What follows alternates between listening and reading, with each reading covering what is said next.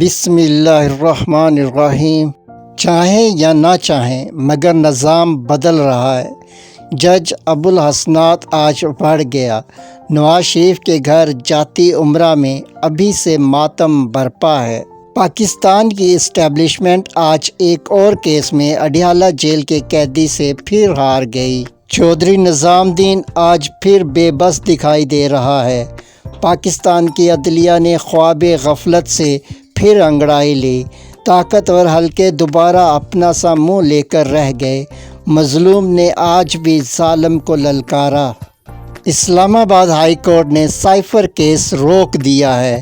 آج high court میں سماعت کے دوران حکومت کے عجیب و غریب ہتھ کنڈوں پر جسٹس میاں اورنگ زیب اپنا سر پکڑ کر بڑے حیران و پریشان دکھائی دے رہے تھے کہ کبھی حکومت جج ابوالحسنات سے سائفر کیس کو ان کیمرہ کرنے کا آرڈر پاس کرواتی ہے اور خود ہی اپنے پسندیدہ صحافیوں کو سماعت میں لے کر جاتی ہے۔ عدالت کہہ رہی تھی کہ حکومت کو شاید خود بھی علم نہیں ہے کہ وہ اصل میں کرنا کیا چاہتی ہے۔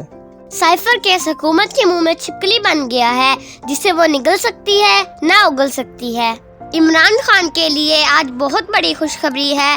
جسٹس میاں اورنگ زیب نے سائفر کیس کی کارروائی 9 جنوری تک روک دی ہے۔ اس آرڈر نے عمران خان اور پی ٹی آئی کو الیکشن سے باہر کرنے کی ساری ٹائم لائن خراب کر دی ہے۔ اب کم از کم سائفر کیس کی وجہ سے عمران خان کو الیکشن سے باہر رکھنا ممکن نہیں رہا۔ اسی وجہ سے نواز شریف اب واپس لندن کی ٹکٹ کٹوانے کے بہت قریب ہے۔ اسی لیے کہا جاتا ہے کہ ایک تدبیر انسان کرتا ہے اور ایک تدبیر عرش پر اللہ تعالیٰ کرتے ہیں۔ عمران خان نے انہیں بہت پہلے ہی کہہ دیا تھا کہ میں ایک کھلاڑی ہوں اور آخری بال تک کھیلنے کے لیے میرے اعصاب بہت مضبوط ہیں۔ چینل سبسکرائب کریں، بیل آئیکن آن کریں تاکہ کوئی ویڈیو رہ نہ جائے۔ لائک کریں، شیئر کریں، کمنٹ کریں۔ شکریہ۔ والسلام۔ عائشہ افضال خان اور راؤ ساتھ۔